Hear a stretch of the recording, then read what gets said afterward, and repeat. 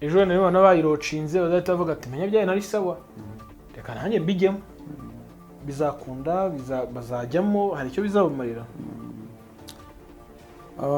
Umuntu wese afite uburenganzira bwo gutekereza no kuvuga no kwita ibintu ukundi, ariko kuri kwa nyako kw'ibiriho tugutega igihe. Abanyarwanda baca umugani ngo akaremereye ugatega iminsi, kandi iminsi iba myinshi igahimwa n'umwe. Reka dutegereze ejo ku itariki 20 tuzarebe ubuhamya cyangwa ibyo bintu birirwa bavuga bidafite igihamya yuko ari scam. Ubundi scam itarimo amafaranga ntabwo ari scam. Scam bigamije gukama amafaranga, gukama abantu. Rero payi wo yakamye amafaranga naza hano bivuge. Ubu niwe dushaka. Niba nta muntu payi yatsa amafaranga, nta hantu payi yaka amafaranga, icyo kintu ntabwo ari scam. Kandi scam ubundi ikwaka amafaranga ishyira mu mufuka w'umuntu, abishyuza ashyira mu mufuka. Urugero bya bindi bakora ngo duhekerane piramide, babika cyangwa babicisha muri iyo platform. Iyo bayifunze ayabaheramo ntajya agaruka burya, abenshi nuko nguko bahomba. Rero muri payi kubyita scam nta mafaranga byaka, nabwira uwo muntu bivuga rwose ngo reka kamarampaka tuzitabira amatora itariki 20 z'ukwa kabiri 2025 tuzavugane saa 11 z'umugoroba. Azagaruke kuvuga iryo jambo, azagaruke kutubwira ko ari scam, ko payi ari scam. Saa 11 z'ukwezi kwa kabiri itariki 20 2025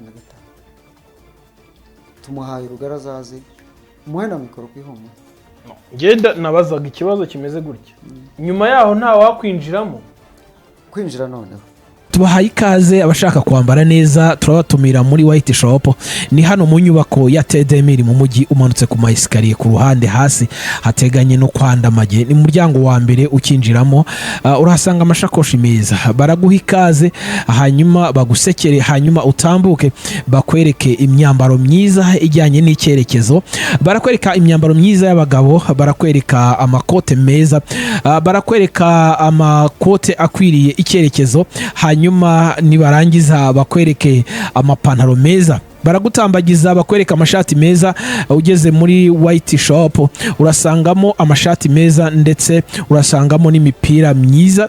Ahangaha rero uko winjiye ntago ariko uri buze gusohoka, kubera ko winjiye wishimye, ariko noneho uraza gusohoka umwenyura kubera ko amafaranga winjiranye ari buze kukwambika. Bafite amapantaro meza, imipira myiza, bafite imibavu myiza ihumura neza cyangwa se amaperfume, bafitemo n'ibitenge. Ushobora gusangamo igitenge kingana nuko wifuza, barakwambika baguha ikaze. Hanyuma ushobora kubahamagara kuri iyi nimero 078850 bagira imikandara myiza y'abagabo ndetse bagira amakanzu meza ku badamu n'abakobwa. Niyo mpamvu nakubwiye ngo ushobora kugeramo noneho guhitamo bikaza kukugora, ariko bijyanye n'amafaranga bari buze kugufasha. Bagira imikenyero myiza, bagira amakanzu meza ku ngeri zose zigiye zitandukanye, waba uri munini waba uri muto barakwambika. Bagira amashakoshi meza. Rero hano winjiremo bafite udusakame twiza tw'abadamu, bagira inkweto nziza, bafite amasandari meza utasanga ahandi hantu hariho hose. Ndagutumira muri White Shop, bafite inkweto nziza z'abagabo cyangwa se bambika abagabo n'abasore. Winjiremo bakwakire neza ndetse usohoke wishimye kuruta uko winjiye. Zibihumure TV mwaramutse, mwiriwe, igitondo cyiza, igicamunsi cyiza, mugoroba mwiza aho muherereye. Nge Ndikuzo Emmy, ndifuza ko Kamanzi ngiye kukwakira ari wowe ushimira abadukurikiye, usaba gukora subscribe nona guhaye ikaze. Dufitanye amasezerano yuko nzabyibuha ari uko bakoze subscribe bakagera kuri 1 miliyoni. Ariko turashimira bayikoze, twese nibo bonyine buriya. Hari abayikoze, abakoze subscribe, hari abasharinze, hari abandika muri comment, hari abakanda like, hari abakanze kunzogera nyuma yo gukora subscribe. muri make turashimira abakoze buri kimwe cyose gikenewe hano kuri Ihumure TV, ariko tubasaba gukora ibirenzeho. Nibwo nzabyuha nk'uko twabisezeranye, miliyoni n'iyuzuro irihe nahanye kugira ngo muzuze amasezerano.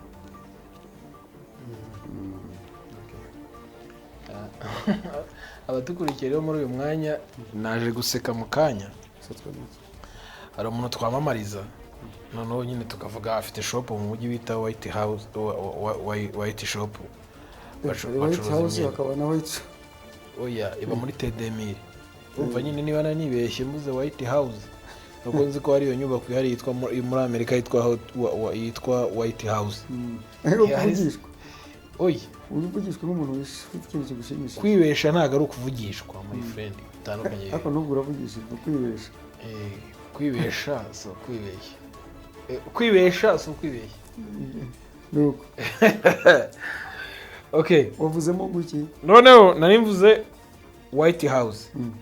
Iyo ni inyubako yo muri Amerika y'abantu babyibushye, n'abantu babyibushye niko tuvuga, ntabwo ari za manike ngaho.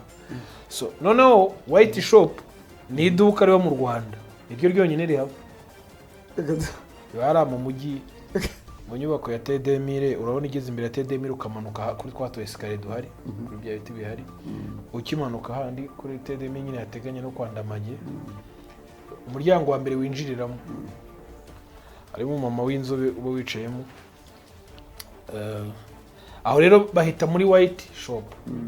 White Shop rero hari ubwo nibagiye nyine nkavuga White House birajya kumera kimwe nuko kimwe ari cyo mu Rwanda kindi ari cyo muri Amerika, ariko ubwo biranganya agaciro wenda ubwo rira duka ni nini ririmo uzanze birebye ibintu birimo na Trump bamwambika ubwo ze bitaniye na White House. Noneho rero kubera kwamamaza hariho nimero za telefone ngo abantu bo muri Payre bamumereye nabi, tubwire twabuze ke wayise.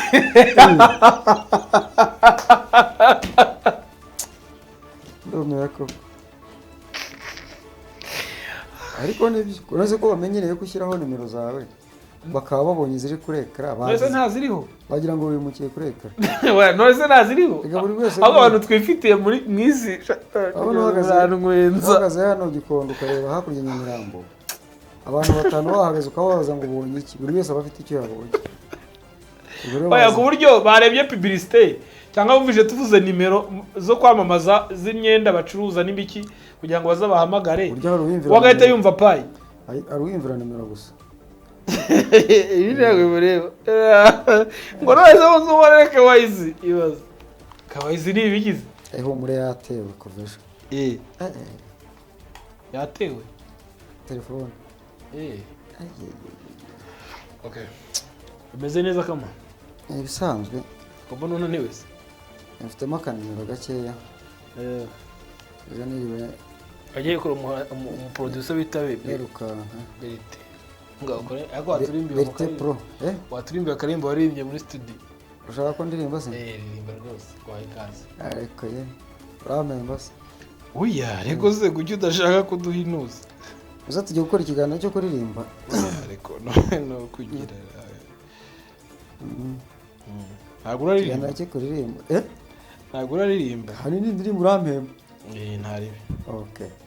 Umunyarwanda nyabarangwa n'iki, umunyarwanda nyawe n'intore, arangwa n'indangagaciro na kirazira z'umuco nyarwanda.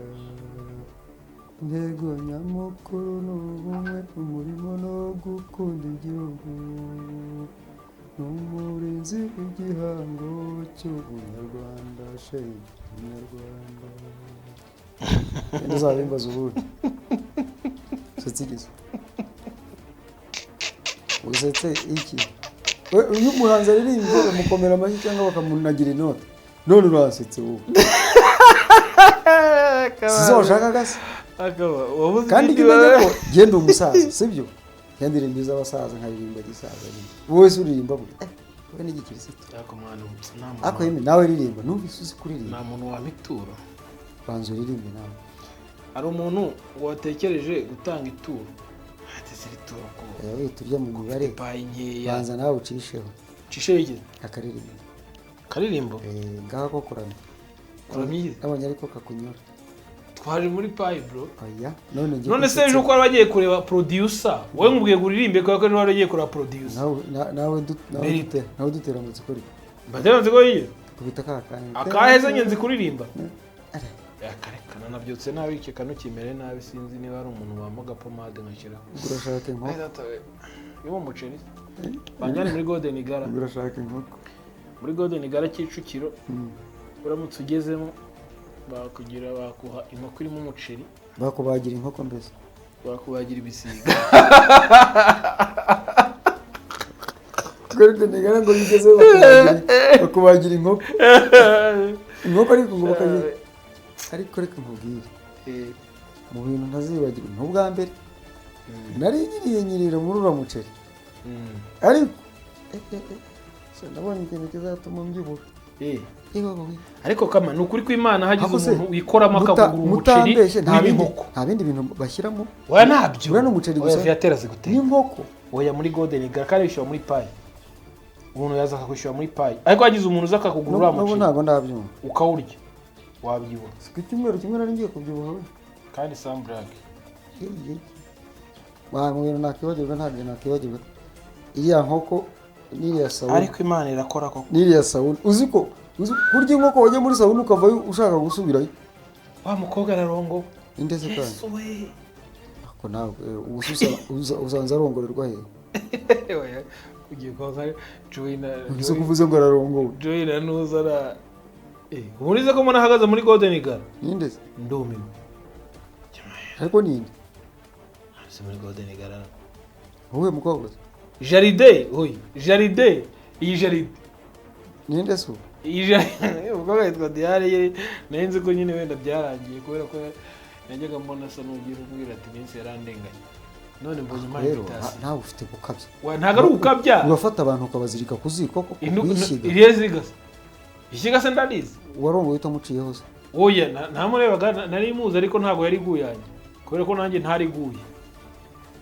ntago ari kunyemera nanjye sineye kumwemera kabahungu muri babe koko none ikibazo ukuntu Imana igira neza ntago ikibazo ukuntu ibisubizo mushakiye mukuru wawe cyangwa murumuna wawe ntabwo ngira ariko muri aho ngaho mumugusha kuziko gusa kucyuri kunkomereza se mu kiganiro iki mureke yirongorerwa amushaka wiki mbese adarongorwa nyine biregiye kubwira n'ubundi si gutangaje Joy na Musaba ari muri Golden Gara bavuze ngo umukobwa arongoherwa muri Jaride kamera kasa mutwe ko abantu babigira intambara none bamurongoreye muri Jaride koko ngo umukobwa baramurongoresha mureka abakobwa barongorwe umukobwa afite ubukwe ngo buzabera muri Eternity niba ari Kanombe ku itariki 10 na zingahera aza ngiye kuvuga invitation y'abandi kandi yayinyoherereje umushingiye se shana ngiye kubivuga mu kiganiro ngo mvuge ngo wa mukobwa ararongowe mbonye afite ifoto ari muri Golden Gara tumuririmbire iz'abasaza igendere usange umukunzi wawe igendera za gutetesha gutoneshe nawe umuterekera amata ku ruhembe igendere mukobwa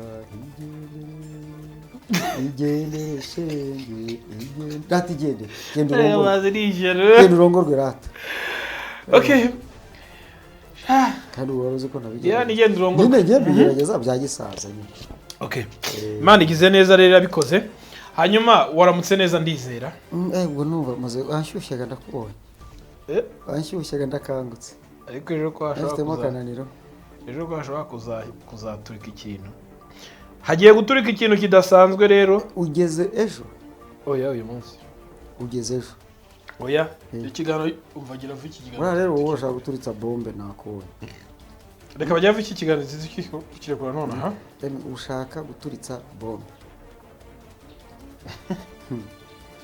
wayihariye Dr. Nicholas yes umuhari wabaye wituritsa nababibeshye buriya niyo mpamvu ubwo wasanga wenda ntawamenya reka twiyizire muri Amerika no mu Rwanda ejo hari umuzigo hari umuntu wakubajije ariko Nicholas utari umukiri utazi ngo ngo ko abakire ba mbere ku isi bazwi ngo dogita ni uwa kangahe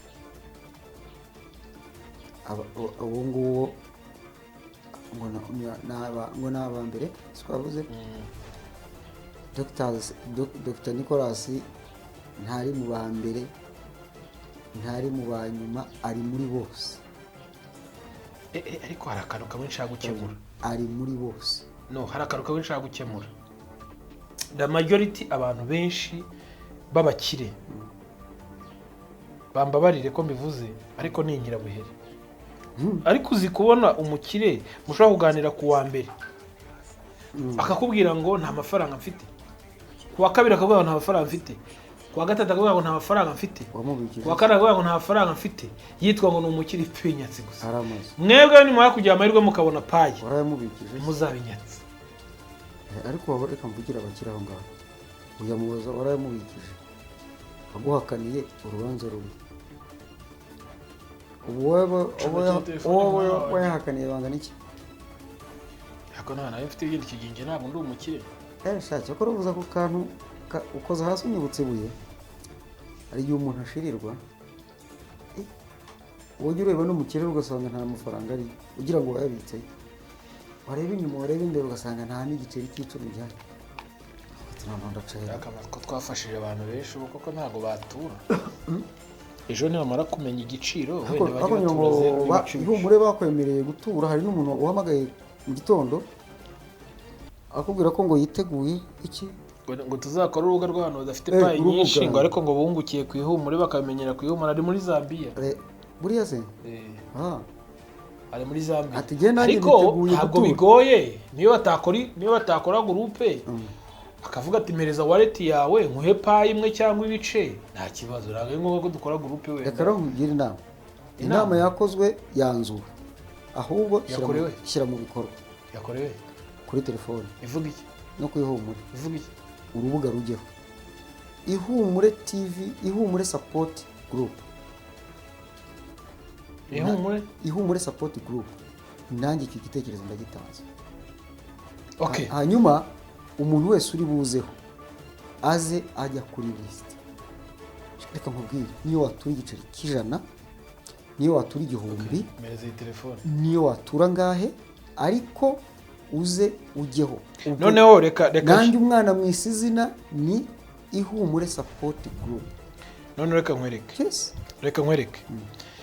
reka nkore ihumure support group si group yes none support noneho link nyishiremo hano batayiza kwigira muri support foundation nta nubwo ari kuzo foundation ni ihumure yaba igamije gushyigikira ihumure yes ukandi umuntu uko ashoboye hari umuntu yigeze gusaba inkunga ni groupe twayitangaga buri kwezi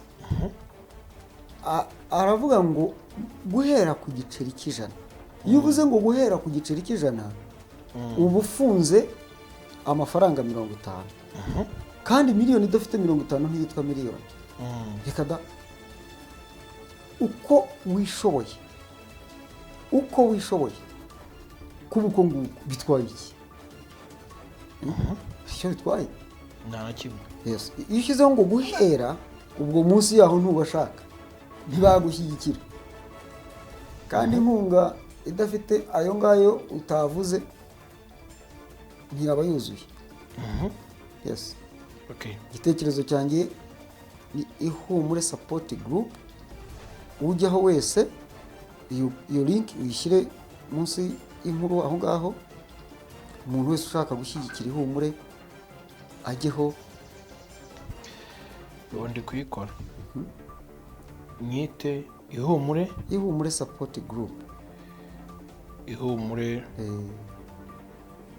cyangwa se niyo ngiyo kuko tumenyereye amagambo y'icyongereza kararyoha cyangwa igifaransa aje support bajyandika gute support S U double P yego O R T okay spell bayo dukubitira spelling mu ishuri ihumure support group yes umuntu wese ushaka gutura kuko nitugumye kubivuga abantu batabona aho tubikorera hari abantu badatinda mu magambo nkatwe byarumvikanye ahubwo ikibazo abantu ikindi gufata nimero ukayivuga ngo umuntu abikore ku giti cye ntabwo wakenera inkunga ngo ujye uhamagara umuntu umwe aba ari buze. Abantu iyo baziye rimwe baterana inkunga ubwabo bagashyigikira baterana ishyaka ry'icyo gikorwa. Yes, mureka tubikore. Ushobora no gukoresha iyi telefone wenda ukampamagara cyangwa se ukanyandikira nkagushyira kuri urwo rubuga 0788347197 mvuze nka Dismas.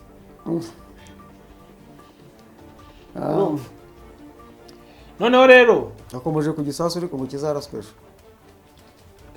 Kizarasirwe milestone izarekurwa ejo saa 2 zo ku isaha yo muri Amerika muri hakwira leta nihe harya Silicon Valley mu leta California.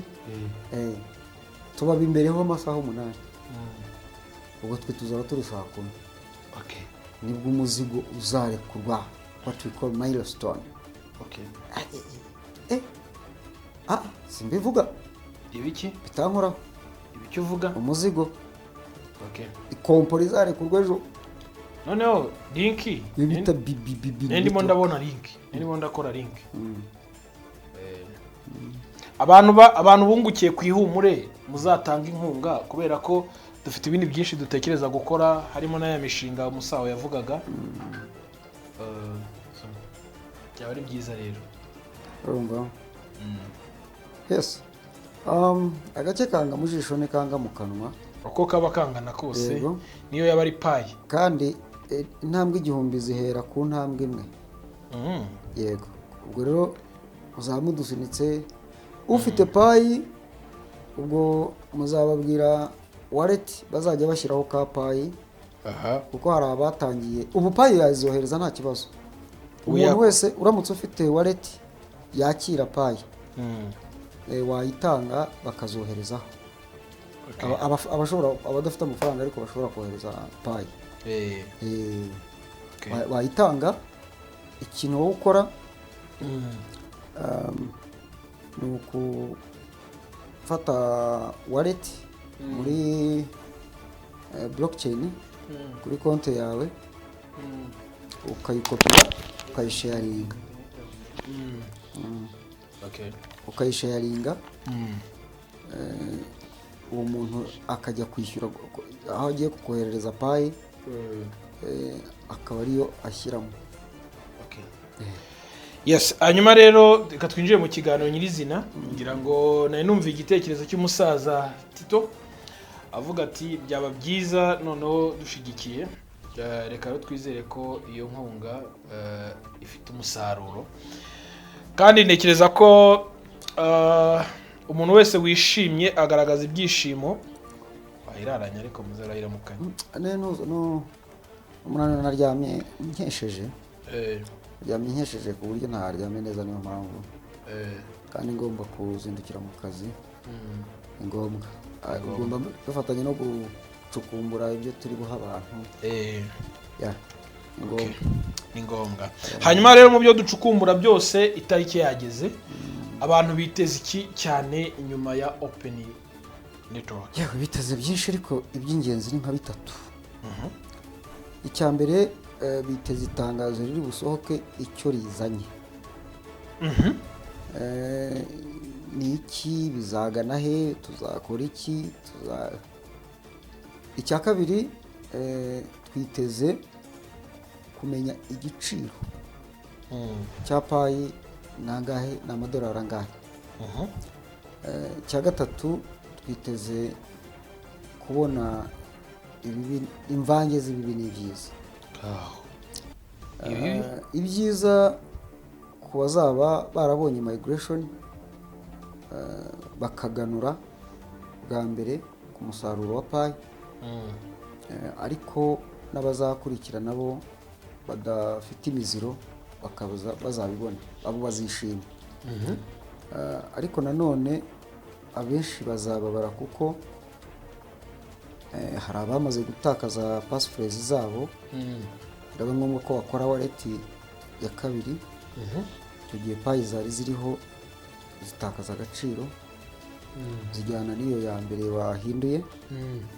Hanyuma hari abazibwe payi zabo, si abo gusa ahubwo hari n'abafite konte ebyiri cyangwa eshatu zibabaruyeho.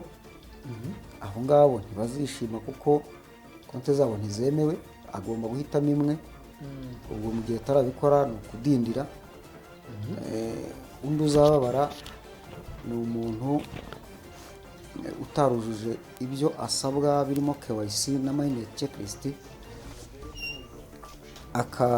akazahani ku itariki 28 akazahanwa ahanishijwe kwamburwa payi yamayininze mu gihe cy'amezi 6. Ni byinshi bizatera benshi kubabara, ari nayo mpamvu duhora tubahamagarira ngo nimuze tubafashe. Hari n'umuntu wambwiye ngo njye mbabwira nimero zanjye cyangwa bazandikeho, twazisanga twanditseho umunyika wa nimero nyinshi. Ubundi nimero yanjye ni 078 320 14 cyangwa 0722 54 Ubwo rero iyo udashoboye kubikora turabigufasha. Icyo ukora urampamagara, iyo unyandikiye kuri WhatsApp ukumbona biragoye. Icyo ukora SMS biroroshye, no kumpamagara biroroshye. Mbabarira ntago nirata, si urwo rwego ngezeho, sinanaruteganya, ariko no kubera ko inshingano ziba zabaye nyinshi. Nta yindi mpamvu rwose, n'inshingano abanzi barabizi ko nitabira icyo niyemeje, ariko ziba zabaye nyinshi zikatuma hari abo ntari gusubiza cyangwa ntari bwitabe. Nk'ubu ntabwo abampamagara bambona, rero ntakwitabye ukavuga ngo nakwiciyeho nk'ubu uri mu kiganiro rwose. Ariko iyo uhaza unseka, iyo nsoje usubira inyuma nkareba umuntu wese wampamagaye nkagenda muhamagara ntabwo ndi kanaka wari wambuze. Hari ikibazo dufite aho iyo umuntu aguhamagaye aguhamagaje nimero utigeze wandika, wamubaza ngo urinde, bitewe n'ibyo akubaza n'ukuntu kubaza ukumva urabikubaza nk'umuntu muziranye. Wamubaza ngo urinde, akumva ko ukoze ikosa, ngo nta na nimero yanjye buryo ugira, itegeko zo kuyigira. none ukibaza hari amasezerano dufitanye yo kwandika nimero yawe. Icyo kintu abantu rwose, hari abantu bafite icyo kintu, njye mpuye nabyo kenshi. Nyamara njyewe mfata urugero rundi, njye iyo nguhamagaye ndagusuhuza, nkakwibwira, nkakubwira icyo nguhamagariye. Niba ari wiriwe niwiriwe, nimwaramutse ntiwaramutse tibaramutse. Ni Kamanzi wari wampamagaye urambura, wambwira niba hari icyo ngufasha gutyo. Ati kuko yari yampamagaye kuri MTN, njye mpamagaza Airtel, atumpamagaje nimero ntari mfite. Hakurumva nibura ntabwo ndi bujye kwikomeza ngo niyemereze mvuge ngo kuki udafite nimero yanjye se, kukize ngo ndagomba kuyigira. Urabyumva, aho ziri ni henshi, ayishatse ntiyayibura. Njye negeze kuva tukajya muri payi, nifite ibibazo byo muri payi. Rero aho ngaho by'abahamagana aho ngaho muri payi niho tuririko. Oya njyewe niko kazi kanjye niyemeje gufasha abantu, niyo mpamvu mbemerera kumpamagara. Njyewe sinjya mfunga telefone, icyo kora nyishyira silence, ariko naza guhuguka nkahamagara. Yewe nabampamagaye nijoro harambona, ariko niba ndyamye nkaza gusanga hari uwampamagaye simwitabe, ndamuhamagara. Ni Kamanzi wampamagaye urambura. Ati hari uwiyamirira nkaseka. Aho ni muri payi niho turimo kuvuga. Rero ni karibu, mpamagara umbaze uti, umbwire uti mfite ikibazo muri payi, ndifuza ko umfasha, ndakubona nte, birasaba iki? Biroroshye. Ibyo biroroshye. Ariko iyo ugiye kunsobanurira ikibazo ufite mu bantu 10, buri wese ansobanurira, uko gutwi nagukura. Ngira ngo ejo bundi wabonye ibyari bimbayeho. kubera telefone kwa aho nanjye mujye mumbabarira. Hari n'igihe uza emi rwose hano hantu tunahasubira umuntu ikibazo twagisobanuye mu kiganiro tuba twatanze, ukabona umuntu araje ati nitwa kanaka nkunda ibiganiro byanyu ndabikurikira, yarangiza ati ndagira ngo nkubaze uti, akakubaza ikibazo mwasobanuye nyine ntabwo yasobanukiwe mu kiganiro. uti se ko biri mu kiganiro ukaba uje kukimbaza kandi twabisobanuye, ati reka nze noneho nkirore, ati reka nze noneho nyumve. Urumva ikibazo aho kiri, umuntu araza akakuryoshya akaguterura akagutereka, yarangiza agasa nk'ugiye kugukama. Narababwiye nterega mwihamagara mutereta, vayo umenya ko uje kwivuza, vuga ikibazo cyawe, mfite ikibazo muri payi nkeneye ko mumfasha, nababona nte nagusangahe, birasaba iki? Icyo birabaye.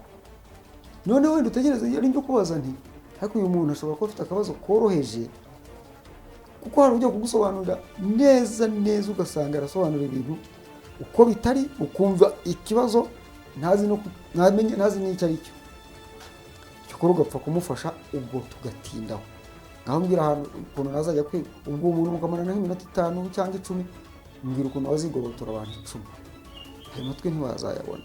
Niyo mpamvu dusaba abantu ngo nimukurikire ikiganiro, mu bintu twaryongoye ubyirengagize, ibya payi by'ingenzi aba ari byo ukurikira, wemere iyo minota ikuvune kuko udashyize ku gutwi, kandi ubishakire umwanya.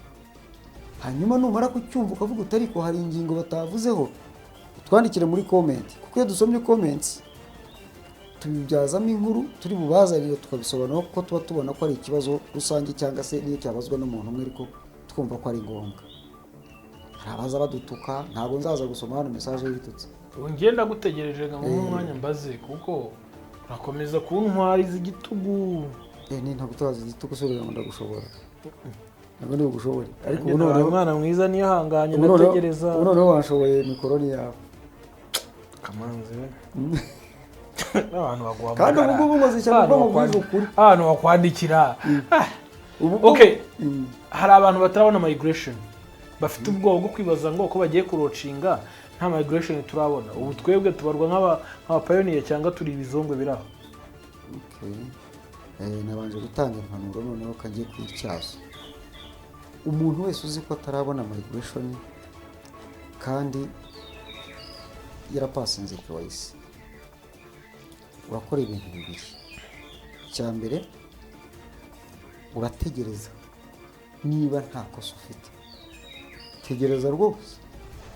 Icya kabiri, ushobora updatinga email yawe, password yawe, ndetse ugakora na sign out, hanyuma ugasubira ku murongo ya formule nakoresheje ejo bundi. Byarantunguye.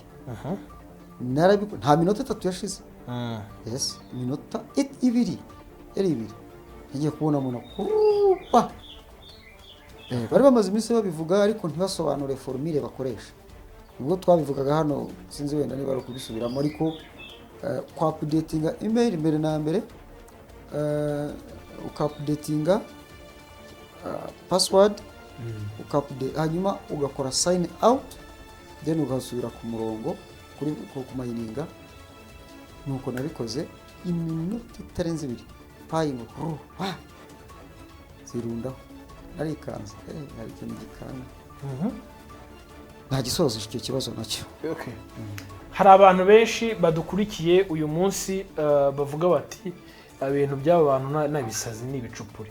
Ejo nibabona bayirocinze bazahita bavuga ati menya byaye nari sawa, reka nanjye mbijyemo, bizakunda, bazajyamo, hari icyo bizabumarira. Umuntu wese afite uburenganzira bwo gutekereza no kuvuga no kwita ibintu kundi, ariko kuri kwa nyako kwibiriho tugutega igihe. Abanyarwanda baca umugani ngo akaremereye ugatega iminsi, kandi iminsi iba myinshi igahimwa n'umwe. reka dutegereze ejo ku itariki 20 tuzarebe ubuhamya cyangwa ibyo bintu birirwa bavuga bidafite igihamya yuko ari scam. Ubundi scam itarimo amafaranga ntabwo ari scam. Scam bigamije gukama amafaranga, gukama abantu. Rero payi wo yakamye amafaranga naza hano bivuge. Ubu niwe dushaka. Niba nta muntu payi yatsa amafaranga, nta hantu payi yaka amafaranga, icyo kintu ntabwo ari scam. Kandi scam ubundi ikwaka amafaranga ishyira mu mufuka w'umuntu, abishyuza ashyira mu mufuka. Urugero bya bindi bakora ngo duhekerane piramide, babika cyangwa babicisha muri iyo platform. Iyo bayifunze ayabaheramo ntajya agaruka burya, abenshi nuko nguko bahomba. Rero muri payi kubyita scam nta mafaranga byaka, nabwira uwo muntu bivuga rwose ngo reka kamarampaka tuzitabira amatora ku itariki 20 z'ukwa kabiri 2025 tuzavugane saa 11 z'umugoroba. Azagaruke kuvuga iryo jambo, azagaruke kutubwira ko ari scam, ko payi scam. Saa 11 z'ukwezi kwa kabiri itariki 20 2025 tumuhaye rugarazaze, umuhe na mikoro kwihoma. Ngenda nabazaga ikibazo kimeze gutya, nyuma yaho nta wakwinjiramo. Kwinjira noneho, kwinjira biremewe, birakomeje, nubwo payi tumayininga ku isaha ari dukeya, ariko duke twiza dufite umumaro. Abari tayari kwinjira karibu, bashobora kwinjira cyane rwose. Ahubwo tukiri no kuri umuntu ushaka kwinjira bwa mbere na mbere, sibyo, ambwire mufashe, muhaye promotion yo kumufasha akinjira, kuko iyo ngukoreye ubugize umugisha. Nabonye payi nkora, sinzi impamvu baziha KYC na migration ntibajya bazitindamo. Sawa, ubwo twagiye, reka dukomeze. Iyo ikindi nibaza ni nshaka no kukubaza, abantu batarabona KYC ngo bari muri tentative, niba ari tentative ngo bari mu biki, ntibafite ubwoba ko kurocinga bo bashobora kuzasiganwa n'amahirwe yo kugira icyo babona, bakavuga bati dushobora gushiduka application zacu zafunzwe, cyane ko twabonye n'icyo bita grace period. Umuntu wese wabonye KYC, ubu dusubiye kuri cya kindi cya migration, utarabona KYC so warumbaje, uyu muntu utarabona KYC umuntu ayibona amaze kumayininga nibura inshuro 30, ariko si itegeko kuzujuje agomba guhita ahabwa KYC, ahubwo wazujuje abaye umukandida bamwe mu bashobora guhabwa KYC. Ubwo rero niba wowe utarayibona urasabwa kwihangana, ahubwo ube wuzuza ibisabwa, izaza ariyo yari isigaye gusa. Naho ubundi umuntu wese wamayininze payi KYC azayibona, ni ihame, niko nyine umushinga yavuze. Ahubwo wowe kutigirira icyizere ngo cyangwa se gucika intege ukumva yuko ngo abandi bamayininga guri yose, ndavuga ko usigaye ubundi bamayininga guri, komereza aho rero. Gusa nyine uwigara tuwanga, aho kugira ngo ari umuntu yasanze ngo barimo kumayininga dukeya, ahubwo yabireka. Ndamubaza ubundi bahimagana, haraba bazi ko baguhima, ntuvuga se n'ubundi ko muri wowe babiretse babimbwiraga ngo ngiye mugarure cyangwa nzegura. Uretse nyine kubakomeretsa nawe, icyo mbaza ngenda mbakomeretsa, nta mupanga afite. Umuntu utarabona KYC nyine, ahubwo niyo nanawugira nyine, umuntu utarabona KYC niyo nanabishobora nkamukomeretsa. Bene uwo mu Kinyarwanda bamwita barihima, bamujinya,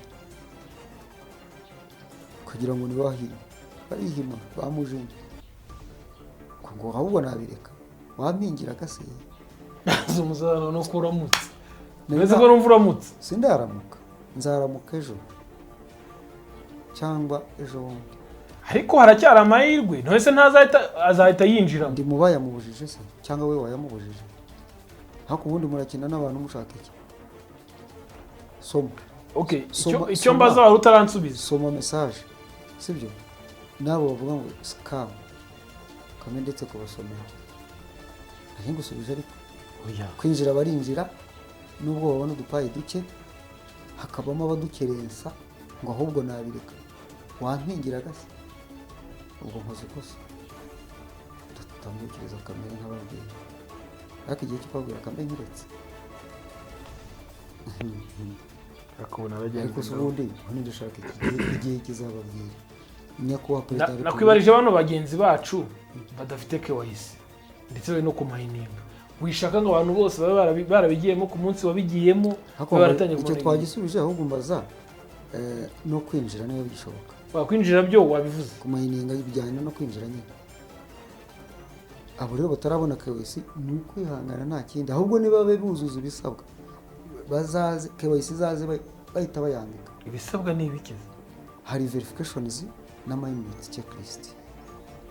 Phone number verification, Facebook verification, email verification. Hanyuma ukajya na KYC iramutse ije hanyuma na password. Hanyuma ukajya kuri step 1 ku downloading Pi browser, 2 gukora wallet, 3 kuyiconfirminga, 4 gukora lookup, 5 za verifications wakoze. Hanyuma 6 acknowledgement acknowledginga kwisinya n'amasezerano na Aqua team ko bazakwimurira Pi. 7 no gukora KYC. 8 n'aba validators ntibitureba. 9 ntibitureba igihe cyo kwimura Pi. Ese wo kutaba amavalide ndiwe ejo nabyutse validating ahubwo uyu munsi sinabikoze. Kuvalidating no gukora iki? Wa wundi wakoze KYC kujya kureba imyirondoro ye nkavuga bati ese uyu muntu urabona ibi ngibi ari byo baguha igice nawe ukora. Baguha icyo ukora uba ufite ntuza baguhaye ariko ubushoni itandukanye n'izo avalidating n'abantu 15. Umuntu umwe bo mu icyo gihugu. Yego abo mu gihugu cyawe. Nose mwe ntuza izabahemba ko wa team izabahemba bakora validation. Aba validator muzahemba bafite Pi baguha baragwaye ubushoni bikorera mariko. Yego iyo nje handi muri KYC tubibona nk'umuvalidator ukajyamo kabisaba uba warakoze ikizami. Je nkoze ikizami nakoze ikizami ndategereza nayo tentative nahawe. Ndakibona ndacyuzuza mbona baramviviye baramfelicita ndategereza. Okay, amahirwe abantu basigara akantu ka tentative bavuze. Hari abantu bari muri tentative yatewe no kuba barakoze kuri validator wifuza kuba umuvalidator ariko ntabikomeze ntabyinjiremo ariko kwabikozeho nabyo bigushyira muri tentative. Ariko ibyo si ikibazo gihe kiragera ukabibona. Amahirwe abantu basigaranye ni make kuko niba abantu bazamayininga ku kantu kubusabusa. Reka twivugire kuri period kuri grace period rero dusorezaho. Igihe cy'imbabazi kireba abandi ubu nona hako dusigaje amasaha. Ura mwanya warusohotse kireba umuntu wese wahawe KYC ntayikore ntiyuzuze na mindset checklist. Icyo gihe bamuhanisha kumwambura za Pi ya mining muri cya gihe cy'amezi cya grace period guhera icyo gihe kuva yatangira. Yego barazikwambura akazatangira kongera kumayininga ukomereje izanyuma yaho. Urumva ko izambere arizo nyinshi. Izanyuma yahise izambere ukazakomeza kuzambere barazikwambura bakwambura kuva kuri zingahe kuva ku zo mayininze Pi zambere igihe cy'imbabazi bahawe nizo kwambura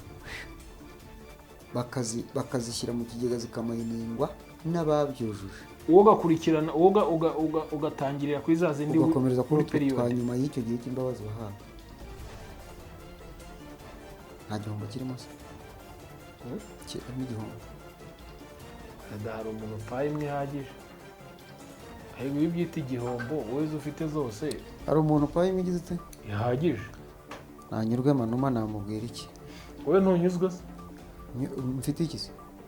Payi Zingahe?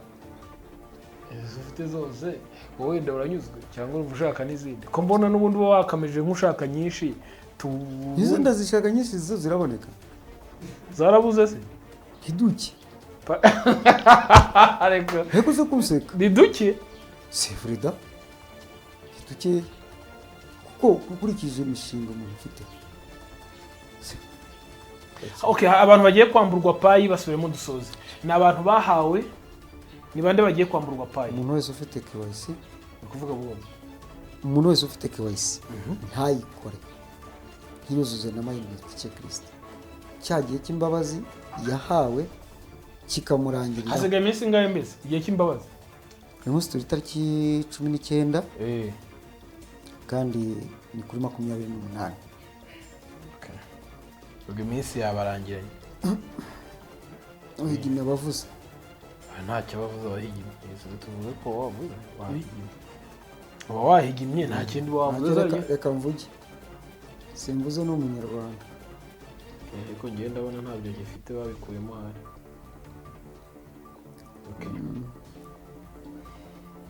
Ngiye ndabona ibintu bitameze neza ntibihe.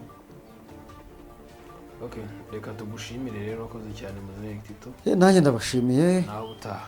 Yego. Tandukanye no kongera gukoresha ameza y'akarahanyuze mu bikorwa byawe. Waba ufite hoteli, waba ufite moteri, barandi restaurant ndetse n'ibindi bikorwa bigiye bitandukanye. Ameza nk'aya ngaya wajya guherera ukibaza ati sagezwa mu gihugu cy'u Rwanda gute? Imitako yongera ubwiza bw'inzu yawe. Iyi shuro ntabwo bikiri inzozi zawe ku meza nk'aya ngaya yongeye kugaragara mu gihugu cy'u Rwanda. Beauty and Wood Limited. Igisubizo cy'abanyafrika guturuka mu Rwanda. Abazaniye ya meza mwajyaga mutekereza ko bidashoboka. Abantu bakabategurira neza yuje ubwiza bw'ibyiza bikomoka ku bidukikije. Bakanya amabuye meza ateye amabengeza. Biti biryoheye amaso. Indabyo nziza ibishaka bazubaka mu meza yawe ukajya uziramwa imbere. Waba uri kubaka hoteli n'ibijyanye nayo, apartment, waba uri kwiyubakira inzu yo kwiberamo, ibijyanye n'ameza barakudezayiningira bigahura neza n'inyubako yawe. Wabahamagara kuri nimero zikurikira 0788 54 97 cyangwa se ukabasanga aho bakorera Nyarugenge mu mujyi hafi na Ropo ni post umanutse gato werekeza Nyabugogo. Hejuru y'umuhanda niho uhita icyapa cyanditseho Beauty and Wood Limited. Beauty and Wood Limited, igisubizo ku banyafurika.